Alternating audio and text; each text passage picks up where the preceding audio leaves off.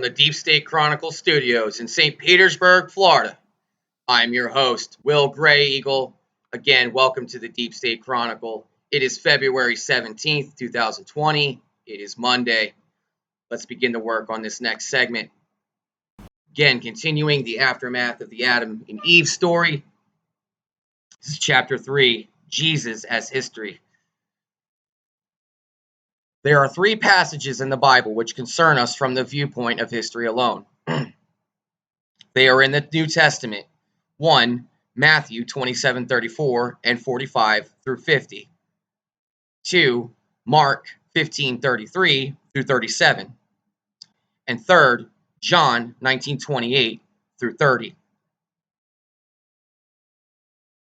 34. They gave him vinegar to drink, mingled with gall, and when he had tasted thereof, he would not drink. Now from the 6th hour there was darkness over all the land until the 9th hour. And about the 9th hour, Jesus cried with a loud voice, saying, Eli, Eli, lama sabachthani? That is to say, my God, why hast thou forsaken me? Some of them that stood there, when they heard that, said, This man calleth for Elias. And straightway one of them ran, and took a sponge, and filled it with vinegar, and put it on a reed, and gave him to drink. The rest said, Let be, and let us see whether Elias will come to save him. Jesus, when he had cried again with a loud voice, yielded up the ghost. And when the 6th hour was come, there was darkness over the land until the 9th hour. And at the 9th hour, Jesus cried with a loud voice, saying, Eloi, Eloi, lama sabachthani, which is being interpreted, my God, why hast thou forsaken me? And some of them that stood by, when they heard it, said, Behold, he calleth Elias. And one ran and filled a sponge full of vinegar, and put it on a reed, saying, Let alone, let us see whether Elias will come to take him down. And Jesus cried with a loud voice, and gave up the ghost. After this, Jesus, knowing that all things were now accomplished, that the scripture might be fulfilled, saith, I thirst. Now there was set a vessel full of vinegar, and they filled a sponge with vinegar, and put it upon hyssop, and put it to his mouth. When Jesus therefore had received the vinegar, he said, It is finished, and bowed his head, and gave up the ghost. Luke had a totally different view of the sequence of events. He didn't even record whether Jesus said he was thirsty, as John did. He didn't record the words Jesus spoke, as Matthew and Mark did. Starting with the verse where he did agree with the others, let's look at Luke 24:44 through 46. And it was about the 6th hour, and there was a darkness over all the earth until the 9th hour. And the sun was darkened, and the veil of the temple was rent with the midst. And when Jesus had cried with a loud voice, he said, Father, into thy hands I command my spirit. And having said thus, he gave up the ghost.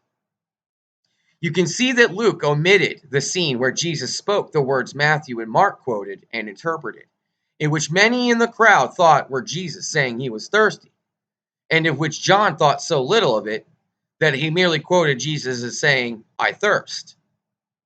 Luke also omitted the action after Jesus' strange words of someone thinking Jesus was thirsty, putting vinegar on a sponge, then putting the sponge on a reed, and giving the vinegar to Jesus. Matthew, Mark, and John related this sponge and vinegar scene, which Luke omitted completely. It would seem that we should pass by Luke as a credible witness. Now let's discuss those words which Jesus spoke, so vividly described by Matthew and Mark. Eli, Eli, lama sabachthani, and Eloi, Eloi, lama sabachthani. Both Matthew and Mark put a question mark after their quote of Jesus' words. When Jesus spoke them, he created quite a bit of confusion. Some said, hey, he's calling Elias. Maybe he'll come and save him. Others said that he was thirsty. John said simply, Jesus said, I thirst. Someone in the crowd, thinking Jesus had said he was thirsty, soaked a sponge in vinegar, put it on a reed, and held it to Jesus' mouth. We must give immense credit to Matthew and Mark for writing down as best as they could the sounds of the words Jesus spoke. From what they wrote, we know that no such words existed in Hebrew at that time, nor did they exist in Aramaic, nor in Greek, nor in any other language of which we know for that area at that time. Why did Jesus, in his dying moments, use a language which no one else knew? The best Matthew and Mark could do was say, which is being interpreted, and that is to say. Thank God for their honesty. As for the difference between Matthew's Eli, Eli, and Mark's Eloi, Eloi, we must consider the crowd's reaction. The only reaction quoted is in both Matthew and Mark as Jesus having said Elias. If we are reduced to a choice, we would have to go along with Eli, Eli. I searched and searched and could not find the words in any language either. In desperation, I turned to the parent language, prehistoric Mayan or Naga. There the words were as large as life. Heli, Heli, Lamat Sabachthani. I am fainting, darkness is overcoming me. Since Jesus is quoting as having cried with a loud voice, in both Matthew and Mark, perhaps we should quote the translation to be, I am fainting, and darkness is overcoming me. This opens up a bucket full of questions and controversies. Imagine what I was faced with as soon as I found the translation. I was faced with a mountain to climb, and if I didn't climb it, I would never sleep again. I knew that, like solving the puzzles of cataclysmology, this problem would never leave me alone, mainly for the sake of my own and my dear wife's curiosity. 100 questions crossed my mind. Well, maybe not 100, but a plethora of them anyway. Why did Jesus, in his dying moments, speak a language which no one whom we know of heard him speak before?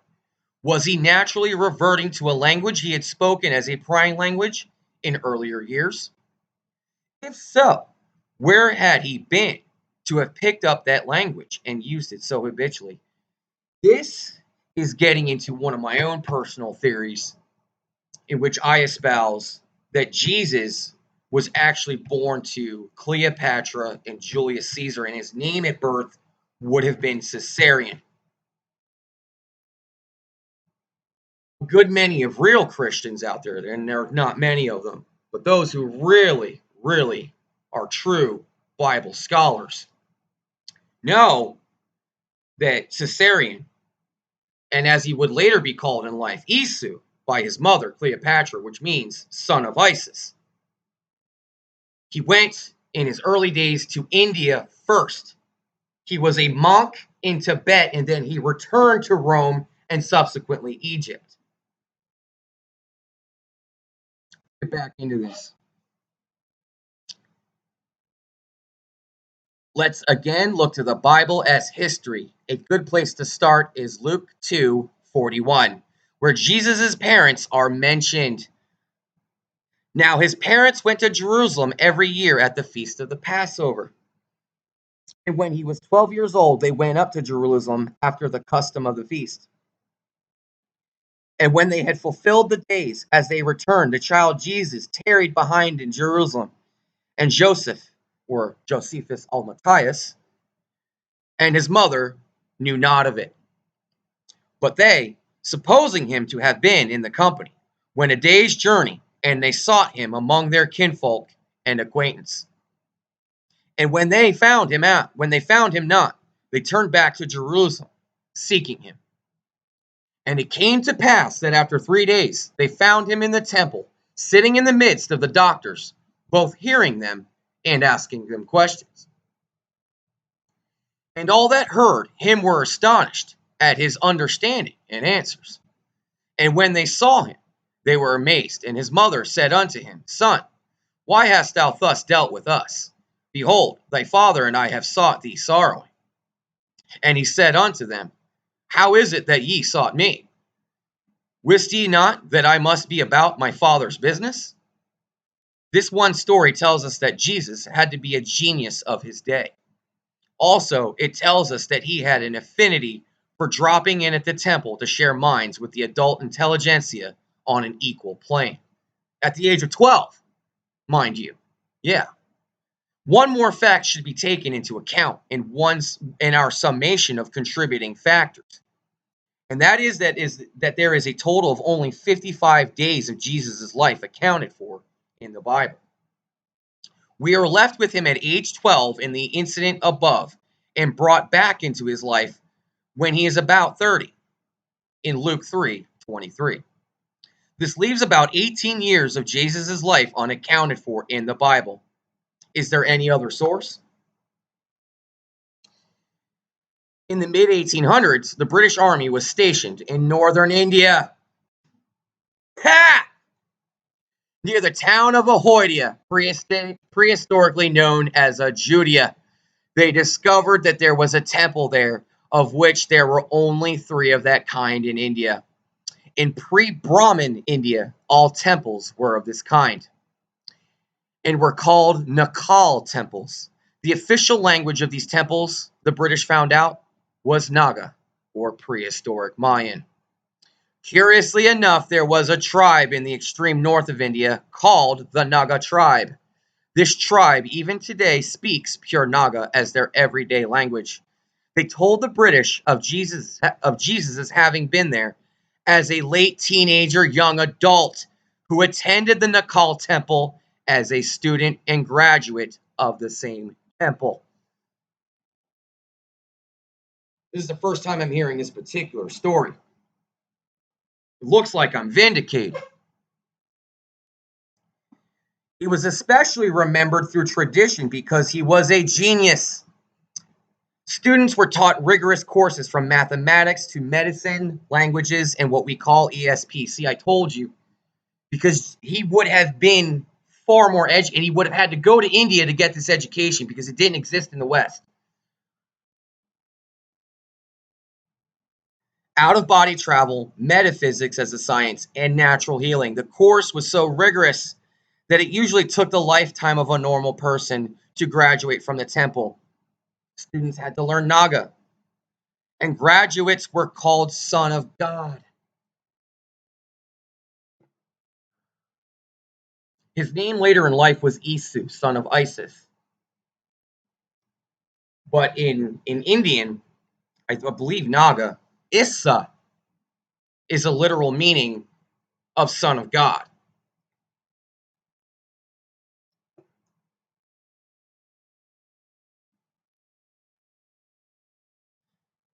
Graduates were called Son of God. It's interesting that Jesus never referred to himself as Son of God, but always Son of Man. The Naga's tale of Jesus includes Jesus' becoming a student as a young man, and through his genius, he went through the courses in record time as a student, master, and graduate at 25 to 30 years old. On investigating, I found that travel was quite common between the Holy Land and India in Jesus' time. He could have made the trip there very easily at 15 to 20 and back just as easily 10 to 15 years later. We are also informed of Jesus' proclivity for dropping into temples just to have intellectual and spiritual discourse with adult intelligentsia. Imagine his going to India, happening onto the Nakal temple, dropping in for some discourse, and afterward deciding that there was the place for him to stay and really learn.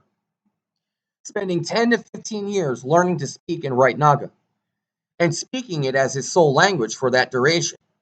certainly would account for his reverting to it on the cross as his natural language. There is another point in question which has to do with doctrine taught at the temple. The entire philosophy of religion, as Jesus taught, it was exactly as he had learned it at the temple. Never would he have entertained the thought that God would or might forsake him, under any circumstances whatsoever, on or off the cross or anywhere. Only humans would.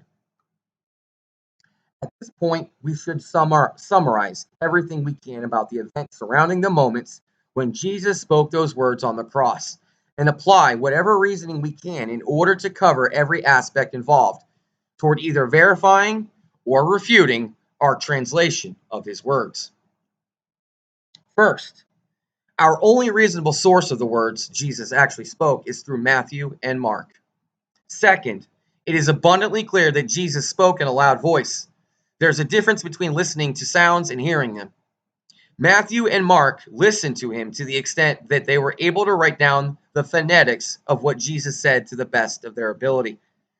We should recognize that their attention to the details of the phonetics was enhanced by the loudness with which Jesus spoke. John didn't pay much attention to detail. He just heard Jesus speak loudly and assumed that Jesus said merely, "I thirst," without even attempting to listen to or write down the phonetics of the words Jesus spoke. Third, our only primary source of the meaning of those words is through Matthew, Mark, and John. Matthew said, "That is to say." Mark said, "Which is being interpreted." And John said, "Jesus saith, I thirst." It is clear that Matthew and Mark were not translating, but giving up their best guesses what the words Jesus spoke meant. John just guessed outright. The most interesting aspect of Mark's and Matthew's recordings is that the phonetics of Jesus' words and their meaning are so nearly alike, with one syllable, li or lie, as recorded by Matthew, as loi, as recorded by Mark, being the only difference. It appears that each had his own memory, as referred to by those in the field of aptitude studies as tonal memory, of the sounds of the syllables, suggesting independent recording of the phonetics by each of them. However, their interpretations of the meaning of Jesus' words are precisely the same, suggesting that they conferred with each other, comparing their interpretations and arriving at a mutually agreed upon interpretation of what Jesus meant by what he spoke loudly. Certainly, neither of them compared their memories with Luke or John. It appears that we must honor Matthew's and Mark's accuracy in recording the sounds of the words Jesus spoke. It's plausible since Jesus spoke them loudly. Fourth, we have no secondary source of the words Jesus spoke. We only have secondary sources through Matthew, Mark, and John, who tell us about the crowd at the scene and their reaction to what they thought Jesus said. Some in the crowd said, "Hey, he's calling Elias. Maybe he'll come and get him off the cross," as if it were a big joke. Some others said, "He says he's thirsty. Someone give him a drink." So someone ran to a bowl of vinegar, put a sponge on a reed, soaked it in the vinegar, and held it to his lips. Of course, John added his bit by writing, "Jesus saith, I thirst." It is obvious that there was a great amount of confusion resulting from Jesus' words, with three known interpretations of those words. Isn't it interesting and provocative that those three versions differed from each other to the extent that there is absolutely no comparison between them? Fifth, it is a fact that Jesus' words did not exist in any known language at that time, including Hebrew, Aramaic, and Greek. Eli expressly was not a part of the Hebrew tongue. It was entered into that language since then to mean "my God." It seems strange that those who fostered and shouted for his crucifixion would be the ones to adopt one of the words Jesus spoke on the cross into their language. 6. We must take into consideration Jesus' physical condition at the time he spoke those strange words. Contra to one of the popular myths, Jesus was not nailed to the cross through his hands and spaces through his bones in his lower feet, leading to his toes. It was a common form of execution in that time, and always the nails were driven through a space in the wrist bones, as if driven through the hands. The crucified would pull his hands off of the nails and easily while on the cross.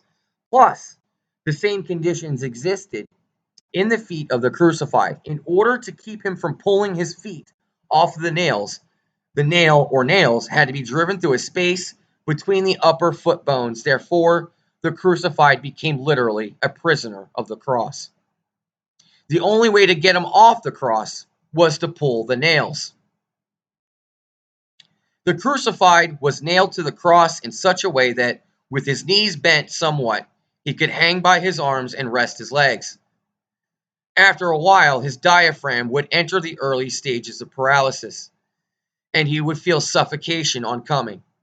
Then he would straighten his legs, standing on his nailed feet, providing relief for his arms from bearing the stress of holding up his body, thereby relieving the stress of his diaphragm, leading to paralysis and suffocation. Consequently, he endured a running continuum of up and down, up and down, up and down for hours and hours. Those responsible for performing the crucifixion had a way of stopping this endurance test. They simply broke the legs of the crucified so that he couldn't stand on them anymore. He was forced to hang by his arms without surees.